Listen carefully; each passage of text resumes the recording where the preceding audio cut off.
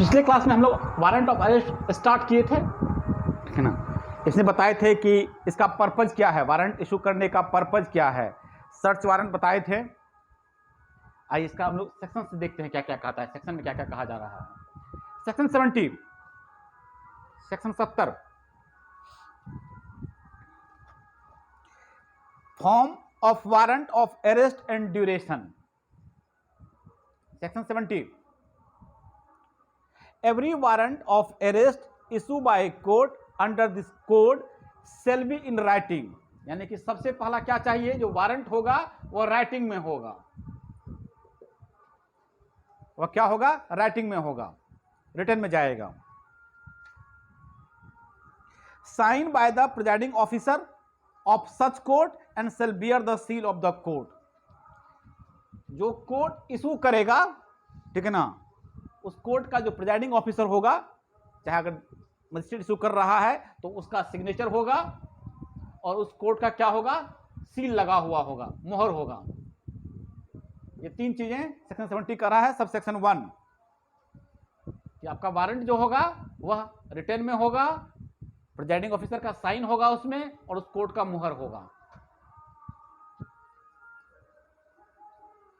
सब section 2, every such warrant shall remain in force until it is cancelled by the court which issued or until it is executed।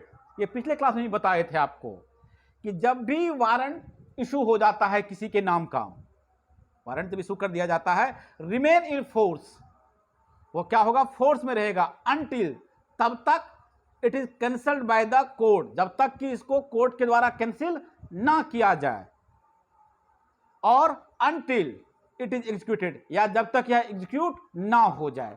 दो ही चीजें होगा। ये सब section 1 कह रहा है, सब सेक्शन 2 में कह रहा है कि जो वारंट तब तक इनफोर्स रहेगा जब तक या तो वो क्या होगा, वह तो या तो आप कैंसिल करवाइए उसको, या क्या करवाइए, वो एग्जीक्यूट होगा। वारंट या तो एग्जीक्यूट होगा या कैंसिल किया जाएगा। सेक्शन 70 का sub section 1 and sub section 2 form of warrant में। Clear, clear. Section 71, section 71,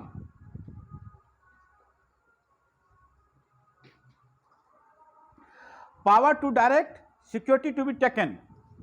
section 71, अच्छा, जब वारंट इशू होता है, समझिएगा इस चीज को जरा, ये क्या कह रहा है। सेक्शन 71 कह रहा है, the court issuing warrant for execution may make an endorsement on the warrant to the effect that if the person arrested. अब समझिएगा, 71 समझा रहा है कि जिसके भी नाम का हम वारंट इशू किए हैं, मान लीजिए कि हम ए के नाम का वारंट इशू किए हैं, तो अब तो ये एग्जीक्यूट होगा, एग्जीक्यूट होगा तो ए नाम का आदमी अरेस्ट हो जाएगा। तो ये इसमें आप इंडोर्स कर सकते हैं क्या, कि जिसके नाम का हम वारंट निकाले हैं, ठीक है ना, इफ द पर्सन अरेस्टेड, अगर वह आदमी अरेस्ट हो जाता है, execute a bond with sufficient securities for his appearance before the court, he may be released on furnishing security. अब समझिए क्या 71 क्या समझा रहा है। जो हम जब भी वारंट इशू किए, तो जैसे ही जिसके नाम का वारंट इशू करते हैं, तो जब वह वारंट एग्जीक्यूट हो जाता है, तो कोर्ट इसको इंडोर्स करती है क्या, कि आप इसको क्या करेंगे, इससे बॉन्ड भरवा लेंगे, ठीक है ना, विथ सफिशिएंट सिक्योरिटीज के साथ आप इसको क्या करेंगे, बॉन्ड भरवाएंगे। और बॉन्ड में क्या भरवाएंगे, कि जब जब कोर्ट आपको बुलाएगा, जब कोर्ट में आपको अपियर होने के लिए कहा गया है, कहा जाएगा, आप कोर्ट में अपियर हो जाइएगा, और उसके बाद इस बॉन्ड को भरने के बाद उसको क्या कर दिया जाएगा, उसको रिलीज कर दिया जाएगा। क्लियर, बताइएगा। चलिए, ये आपका 71 कह रहा है, ठीक है ना। इसका फॉर्म नंबर 3 देखिएगा आप लोग। हम लोग फॉर्म 1 देखे थे, फॉर्म 2 देखे थे, इसका फॉर्म नंबर 3 है। फॉर्म नंबर 3, अगर बेलेबल वारंट है, ठीक है ना, तो उस वाले केस में देखिएगा फॉर्म नंबर 3, इसको हम लोग जो पढ़ रहे हैं हम लोग, ये वाला जो है इसको बेलेबल वारंट बोलते हैं, ठीक है, सेकंड शेड्यूल में। नहीं तो फिर कोर्ट के सामने आप मजिस्ट्रेट क्या करेगा, आपको अरेस्ट करेगा, कोर्ट में प्रेजेंट करेगा, जैसा कोर्ट आदेश देगा इस तरह का काम किया जाएगा। और अगर बेलेबल वारंट इशू किया गया है तो जो आप लोग हम लोग पढ़े सेक्शन 71 में, उसको देखिएगा आप लोग।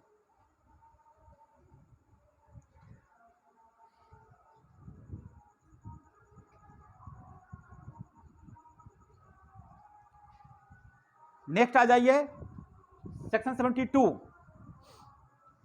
Section 72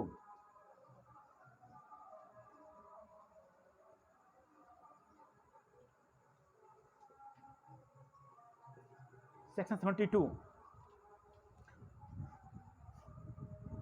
warrant to home directed.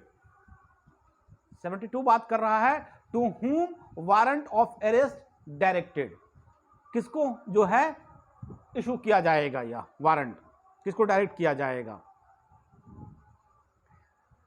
इसमें आपको 72 में a warrant of arrest shall ordinarily be directed to one और मोर पुलिस ऑफिसर। सबसे पहले कह रहा है क्या कि आप जो वारंट इशू करेंगे किसको देंगे, जो भाई ले जाओ इस वारंट को एग्जीक्यूट करो। तो कहा जा रहा है इसमें एक या एक से अधिक पुलिस ऑफिसर को डायरेक्शन दिया जा सकता है, वन और मोर पुलिस ऑफिसर, वन और मोर पुलिस ऑफिसर। दूसरा एनी अदर पर्सन, ये भी लिखा हुआ है, इसको भी अंडरलाइन कर लीजिएगा आप लोग, ठीक है ना। Any other person and persons, हम किसी एक आदमी को भी दे सकते हैं कि ले जाओ इस वारंट को एग्जीक्यूट करो, या एक पर्सन, एक से ज्यादा लोगों को भी दे सकते हैं, ये वारंट एग्जीक्यूट होना चाहिए। अगर अब किस कंडीशन में किसी पर्सन को देते हैं, यह भी ध्यान लीजिए, उसमें बुक में लिखा हुआ है, अंडरलाइन कर लीजिएगा। If immediately execution is necessary, अगर उस वारंट को इमीडिएट एग्जीक्यूट करना जरूरी है, and no police officer is immediately available, और पुलिस ऑफिसर अवेलेबल वहां पे नहीं है, तो हम किसी भी पर्सन को, जनरली पब्लिक ऑफिसर होता है कोई भी, कोर्ट का जो भी ऑफिसर होगा, क्या होगा, उसको हम लोग क्या करेंगे, वारंट दे देंगे और कहेंगे कि इसको आप एग्जीक्यूट कीजिए। सेक्शन 72 सब सेक्शन 1, एक या एक से अधिक पुलिस ऑफिसर को डायरेक्ट किया जा सकता है।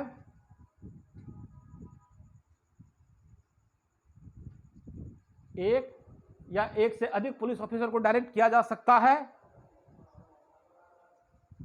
दूसरा क्या बोले हैं, किसी पर्सन को या पर्सन्स को, अगर पुलिस ऑफिसर वहां पे अवेलेबल नहीं है और इमीडिएट हम चाहते हैं क्या हो, इसका एग्जीक्यूट हो, जो कोर्ट चाहती है कि इमीडिएट एग्जीक्यूट हो, तो उस कंडीशन में किसी पर्सन को भी हम दे सकते हैं। क्लियर।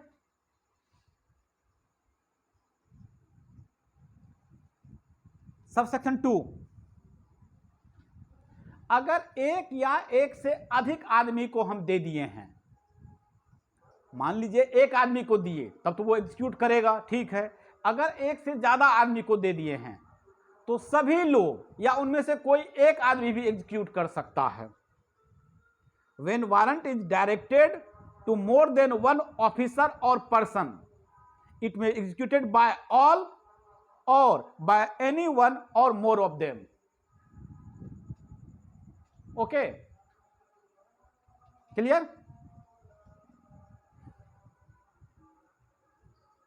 ठीक है, ये आपका सेक्शन 22 कह रहा है।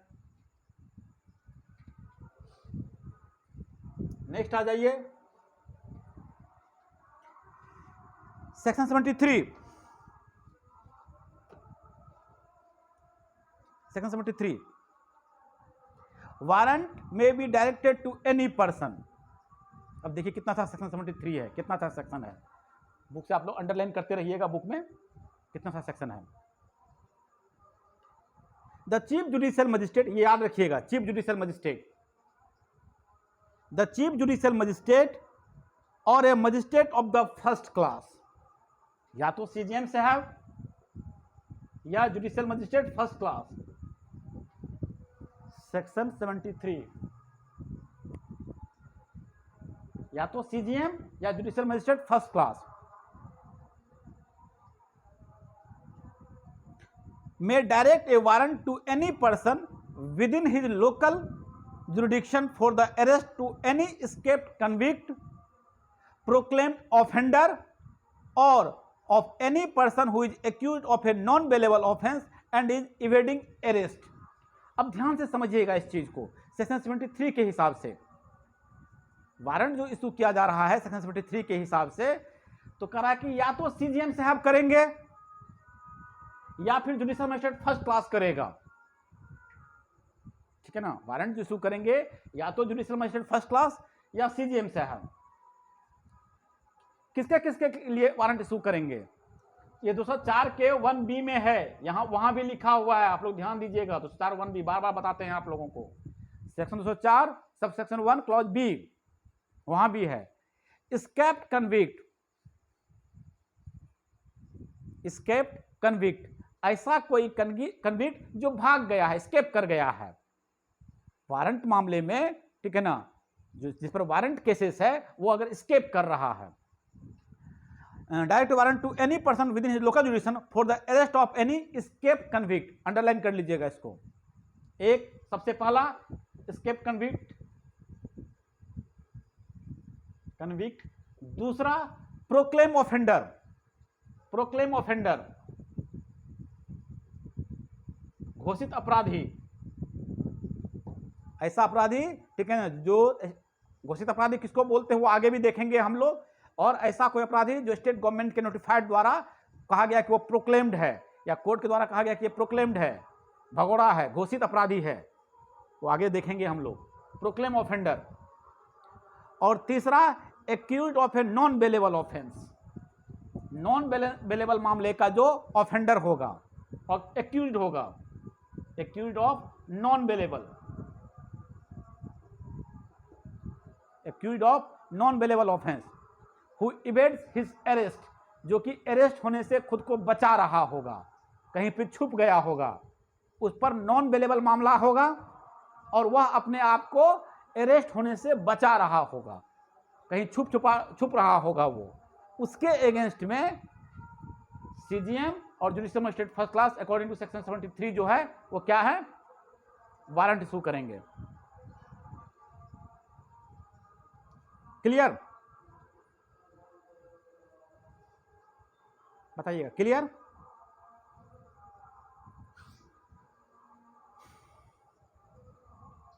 Clear, very good.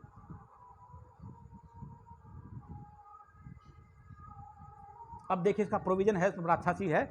सब section 2, such person shall acknowledge in writing the receipt of the warrant and shall execute it if the person for whose arrest it was issued it is in or enters or any land and other property under his charge। ठीक है ना, अगर वह, ठीक है ना, कहीं जहां कहीं छुप गया होगा, पुलिस ऑफिसर क्या करेगा, एग्जीक्यूट करना है। अगर पुलिस को शक है कि ये आदमी इस यहाँ घुस गया है, इस रूम में छुप गया है, इस घर में छुप गया है, क्या होगा, वारंट है वहां भी एग्जीक्यूट होगा। ठीक है ना, and shall execute if the person for whose arrest it was issued is in or enters or any land or other property under this charge। ठीक है ना, वहां जाके क्या करेगा, वो उसको अरेस्ट करेगा, एग्जीक्यूट करेगा। थर्ड नंबर कह रहा है क्या, when the person against whom such warrant is issued is arrested। अब क्या हुआ कि जिसके नाम का वारंट निकला था वो अरेस्ट हो गया। इससे पहले हम लोग क्या पढ़े थे, बेलेबल मामला में अरेस्ट हुआ था। ठीक है ना, वहां पे क्या कहा गया, इंडोर्स किया गया था कि आप उसको एक बेल बॉन्ड भराएंगे और उसको छोड़ देंगे। अब यहां पे किस लिए इशू किए हैं, नॉन बेलेबल मामला है। यहां पे क्या है, when the person against whom such warrant issue is arrested, उसको क्या कर लिया गया, अरेस्ट कर लिया गया। He shall be made over with the warrant to the nearest police officer who shall cause him to be taken before a magistrate having jurisdiction in the case unless security is taken under section 71। अगर 71 में जो security की बात हम किए थे कि इसको अवेलेबल क्या करेगा, बॉन्ड भरेगा, विथ सिक्योरिटीज करेगा और उसके बाद उसको छोड़ा जाएगा। कि कह रहा है क्या कि अगर जब तक कि 71 के हिसाब से सिक्योरिटीज नहीं लिया जाएगा, ठीक है ना, उसकी जो है क्या कहते हैं बॉन्ड नहीं एग्जीक्यूट होगा, क्या करेगा, उसको नियरेस्ट पुलिस स्टेशन में ले जाया जाएगा, नियरेस्ट मजिस्ट्रेट के पास उसको क्या किया जाएगा, खड़ा किया जाएगा, और मजिस्ट्रेट जैसा कहेंगे उस तरीके से किया जाएगा। Okay, clear? बोलिएगा। जब ये आदमी गिरफ्तार हो जाएगा, he shall be made over with the warrant nearest police officer who shall cause him to be taken before a magistrate। और फिर मजिस्ट्रेट के सामने अगर आप ले गए हैं तो मजिस्ट्रेट साहब यही कहेंगे कि बॉन्ड भरवाओ इससे, ठीक है ना, इसको जाने दो और बोलो कि कोर्ट में जाके अपियर होगा, यह जहाँ का उसको मतलब जहाँ जिस कोर्ट में उसकी ज़रूरत है अपियर होने के लिए, इससे बॉन्ड भरवाओ और बोलो कि डेट को अपियर हो जाएगा कोर्ट में। ओके, सेक्शन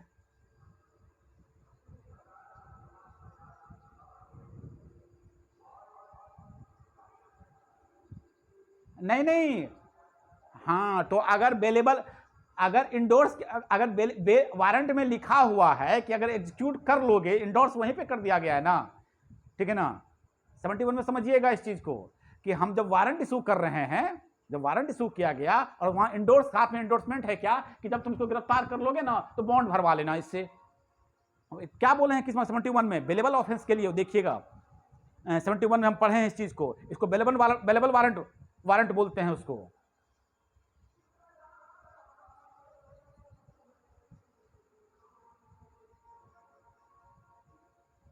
हाँ, मजिस्ट्रेट के सामने ही प्रेजेंट करेगा उसको मजिस्ट्रेट। हाँ, नहीं, हाँ, ना, नॉन अवेलेबल कैसे छोड़ देगा ये, अवेलेबल मतलब छोड़ ही नहीं सकता है ये।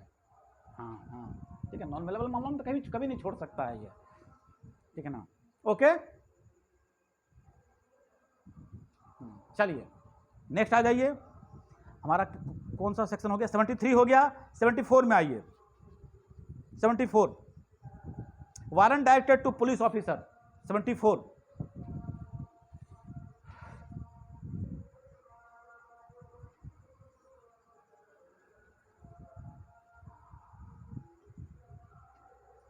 सेक्शन 74 आइए। A warrant may be executed by any other police officer whose name is endorsed upon the warrant by the officer to whom it is directed। Simple सा प्रोविजन है, ठीक है ना। अब समझिएगा, आप लोग ये तो जानते होंगे, थाना का रूल रेगुलेशन सब जानते ही होंगे। कभी आप लोग थाना होना गए हैं?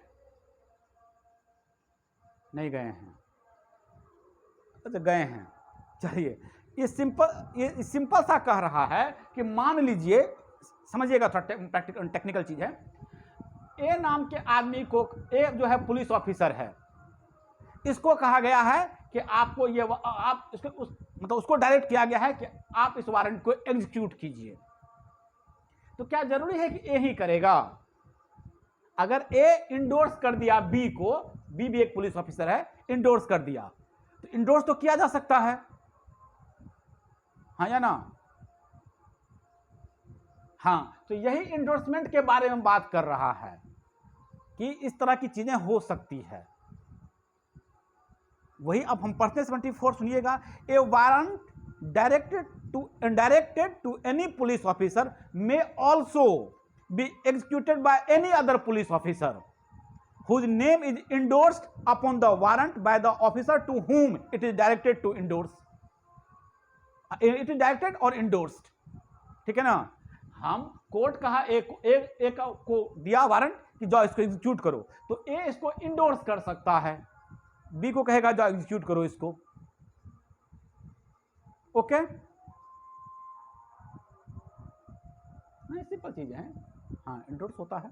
चलिए, 74 हो गया, ये सब बहुत इंपॉर्टेंट है नहीं, बस प्रैक्टिकल चीजें हैं, जान लीजिए आप लोग। सेक्शन 75 बहुत अच्छा क्वेश्चन है, वहां पे आप लोग लिख लीजिएगा, एक क्वेश्चन पूछा गया है जुडिशरी में। 75 सेक्शन 75 बहुत वीवीआई क्वेश्चन है, जुडिशरी में पूछा गया है, किसी साल पूछा गया था। सेक्शन 75 हम पढ़ देते हैं क्या क्या है इसमें। Notification of substance of warrant, notification of substance of warrant, section 75। Police officer और other person executing a warrant of arrest shall notify the substance of the warrant to the person to be arrested and if so required shall show him the warrant. किसी आदमी को गिरफ्तार करने जाता है, आप लोग मूवी वगैरह समय देखे होंगे, तो उससे पूछता है कि वारंट लाए हो मेरे नाम का, पूछता है ना वो आदमी जो जिसको अरेस्ट करने गया है, जाओ पहले मेरे नाम का वारंट लाओ तब हमको गिरफ्तार करना। तो सेक्शन 75 कह रहा है कि पुलिस ऑफिसर और other person executing a warrant of arrest shall notify the substance of the warrant, notify करेगा, ठीक है ना, क्या इसको किस हम अपराध में जा रहे हैं गिरफ्तार करने के लिए, सारा चीज में लिखा रहता है, कोई दिक्कत वाली बात नहीं है। Warrant to the person to be arrested, जिसको अरेस्ट करने गया है, एंड इफ सो रिक्वायर्ड, अगर जरूरत होगी, shall show him the warrant, तो उसको क्या करेगा, वारंट दिखाएगा कि देखिए हम वारंट लेकर आए हैं आपको गिरफ्तार करने के लिए, इस अपराध में आपको हम गिरफ्तार कर रहे हैं। ठीक है, क्लियर राहुल, क्लियर? हाँ,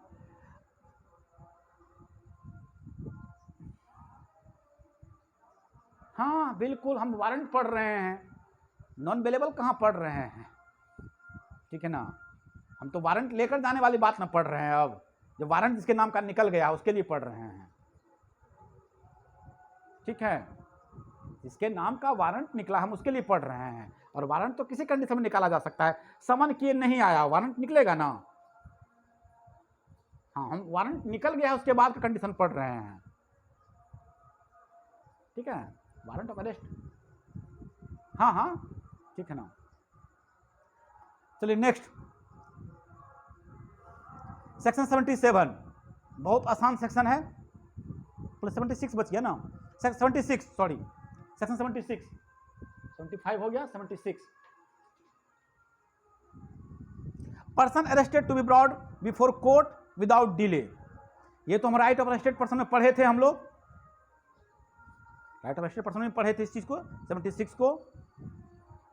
the person arrested to be brought before court without delay, जिस आदमी को आप अरेस्ट करेंगे तो बिना डिले किए हुए, ठीक है ना, बेवजह जो है उसको आप क्या करेंगे, डिले नहीं करेंगे, उसको आप क्या करेंगे, इमीडिएट कोर्ट में प्रोड्यूस करेंगे।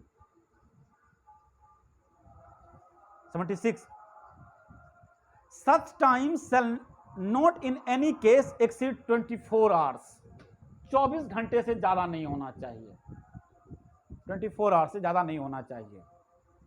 Okay, exclusive of the time necessary for the journey for the place of arrest to the magistrate court, उस पीरियड को, उस मतलब टाइम को आप एक्सक्लूड करेंगे, उसको आप काउंट नहीं करेंगे, जहां से अरेस्ट किए हैं वहां से लेकर मजिस्ट्रेट कोर्ट तक आने में जो टाइम लगेगा उस टाइम को आप क्या करेंगे, एक्सक्लूड कर सकते हैं। तो किसी भी हाल में 24 घंटे से ज्यादा नहीं होना चाहिए। 24 घंटे से ज्यादा हो सकता है, किसी कोई केस याद है, किस केस में, कोई केस याद है?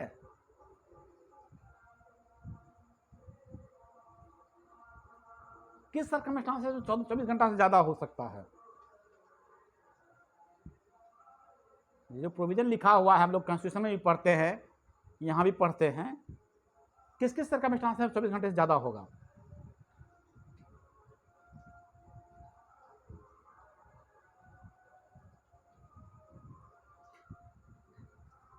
केस का नाम मिसिंग है दिमाग से मेरे, हम आपको केस का नाम एक बताएंगे, देखेंगे, हम दिमाग से स्लिप कर गया, अभी बात याद आई तो। एक मामले में क्या हुआ था, पुलिस 3 दिन के बाद प्रेजेंट की थी, एक क्लीट को जो अरेस्ट किया 3 दिन के बाद प्रेजेंट किया। ओके, फंडामेंटल राइट का हनन, और ये जो हमारा सेक्शन 76 है उसको ब्रेक किया गया। कोर्ट पूछा कि क्यों किए, ठीक है, तो उसका जवाब था, और उसको रीजनेबल कॉज माना भी कोर्ट। जब अरेस्ट करके उसको लाया थाने में, ध्यान से समझिएगा बात को, जब अरेस्ट करके थाने में लाया, थाने के लॉकअप में बंद कर दिया उसको, तो मजिस्ट्रेट कोर्ट में प्रेजेंट, उसको मजिस्ट्रेट कोर्ट में प्रेजेंट करना चाहिए। राहुल, करना चाहिए उसको ना। हाँ, तो उसको 3 दिन बाद जब प्रेजेंट किया और कोर्ट कारण पूछा कि ऐसा क्यों किए आप, तो कहा सर हमारे इलाके में दंगा फैल गया था, ठीक है ना, कोई राइट हो गया था, ठीक है ना। वो इतना क्लियर केस हमको ध्यान नहीं है अभी, हिंदू मुस्लिम राइट हो या किसी भी तरह का कोई राइट हो, दंगा फैल गया था और हमारे पास जो पुलिस बल था वो इतना ज़्यादा नहीं था कि हम इसको कोर्ट में प्रेजेंट करते। हम सारे अपने पुलिस फोर्स को वहाँ भेज दिए उस दंगे को नियंत्रण करने के लिए, नहीं तो वहाँ पे मामला बहुत ज़्यादा बिगड़ सकता था, बहुत संगीन मामला हो गया था। तो कोर्ट इसको रीजनेबल कारण माना। हाँ, ठीक है ना, तो इसको चूंकि हाँ हाँ, आप मतलब कि बहाना नहीं होना चाहिए, जस्टिफाइड बाय लॉ होना चाहिए वो चीजें, ठीक है ना। नहीं तो ये बात जो है 24 घंटे वाला, ये एकदम पत्थर की लकीर है, ऐसे समझिए इस बात को, क्योंकि फंडामेंटल राइट हमारा कॉन्स्टिट्यूशन में भी लिखा हुआ है इस चीज को, और आप किसी का फंडामेंटल राइट इन्फ्रिंज नहीं कर सकते हैं। लेकिन ये जो रीजनेबल कॉज है ना, जैसे बोले कोई नेचुरल डिजास्टर हो जाए, उस तरह का कोई उस लेवल का हो जाए कि आप उसके लिए जस्टिफाइड बाय लॉ उसको कर सकते हैं, तो वहाँ के लिए ठीक है। अदरवाइज 24 आवर्स से ज़्यादा का उसको डिले आप नहीं कर सकते हैं। ओके, हाँ, ये आपको सेक्शन 76। आइए सेक्शन 77।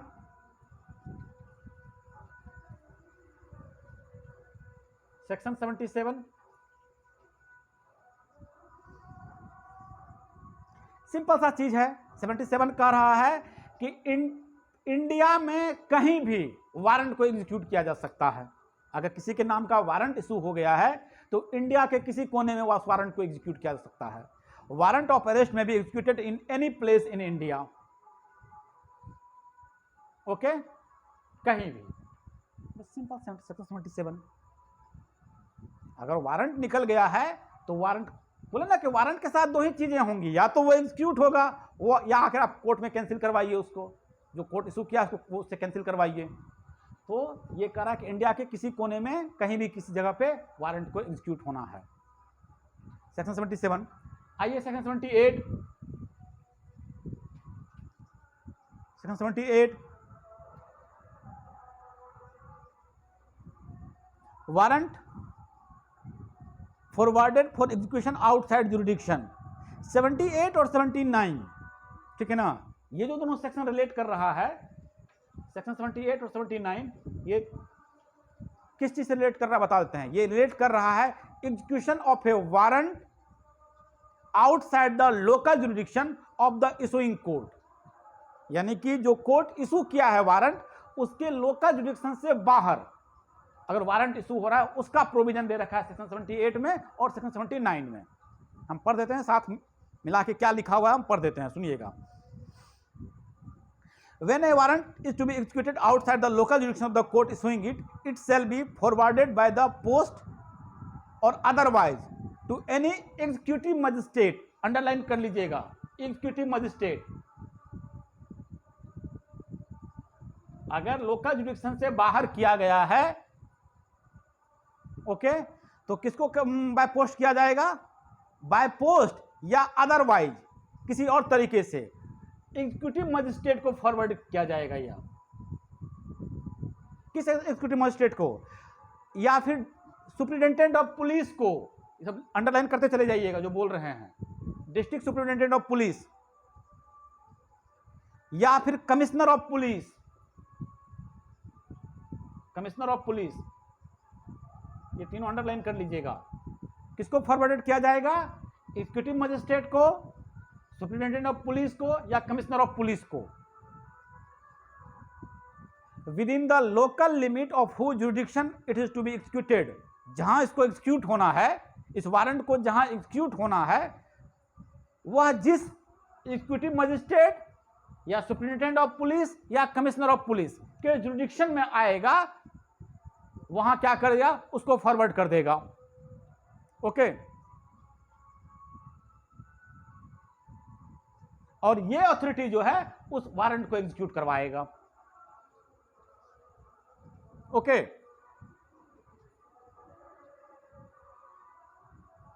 मान लीजिए कि एक पूर्णिया कोर्ट है, उसको पता है कि हमको एक वारंट एग्जीक्यूट करवाना है, कहाँ पे हमको, दरभंगा में करना है, मधुबनी में करना है, बाहर कहीं करना है, जहां कहीं भी करना है, क्या होगा, वहां का जो एग्जीक्यूटिव मजिस्ट्रेट होगा या सुपरिटेंडेंट ऑफ पुलिस होगा या कमिश्नर ऑफ पुलिस होगा, जो भी, इसको फॉरवर्डेड किया जाएगा और वो ये अथॉरिटी जो है उस वारंट को एग्जीक्यूट करेगा, जैसा कि नियम है, ऊपर से पढ़ते आ रहे हैं नियम।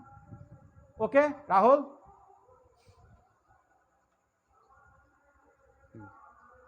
78 और 79, बाकी इंडोर्समेंट का नियम जैसा है आप लोग पढ़े ही हैं, ऊपर से कोई खास बात है नहीं।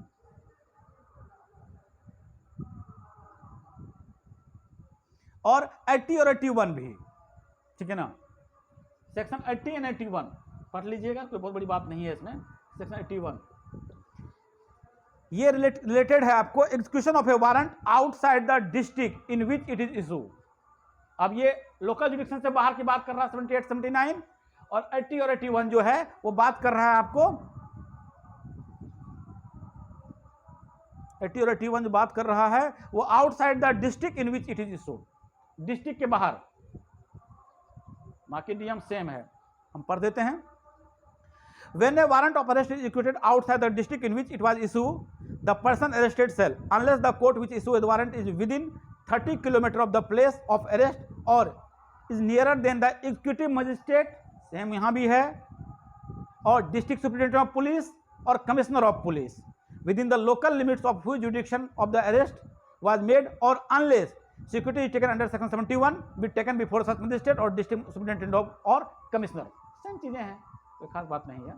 जहां कहीं भी करना है, शुरुआत में ही बोल दी है आपको कि वहां के जो है executive magistrate, superintendent of police या कमिश्नर ऑफ पुलिस को, उसको इंडोर्स कर दे, मतलब कि उसको क्या कर दिया जाएगा, उसको फॉरवर्ड कर दिया जाएगा, और ये लोग क्या करेंगे, उसको एग्जीक्यूट करेंगे, और वो जो नियम है 71 वाला, बॉन्ड भरवाने वाला, अगर उस तरह का कोई नियम है तो उसको फॉलो करेगा, फिर वहां के नियरेस्ट मजिस्ट्रेट के सामने पेश करेगा जहां कहीं भी अरेस्ट होगा, और वहां पे बॉन्ड भरवा के इसको क्या कर लिया जाएगा, कहेगा कोर्ट में अपियर हो जाओ, जाओ पूर्णिया कोर्ट, डिस्ट्रिक्ट कोर्ट में तुम, सॉरी जिस भी कोर्ट में इशू किया गया है वहां के सेशन कोर्ट में या मजिस्ट्रेट कोर्ट में, जो भी कोर्ट में, वहां तुम अपियर हो जाओ। ओके, हाँ, यही आपका B number warrant of arrest है। नेक्स्ट क्लास में हम लोग करेंगे प्रोक्लेमेशन एंड अटैचमेंट, वो नेक्स्ट क्लास में हम लोग, कल के क्लास में करेंगे हम लोग।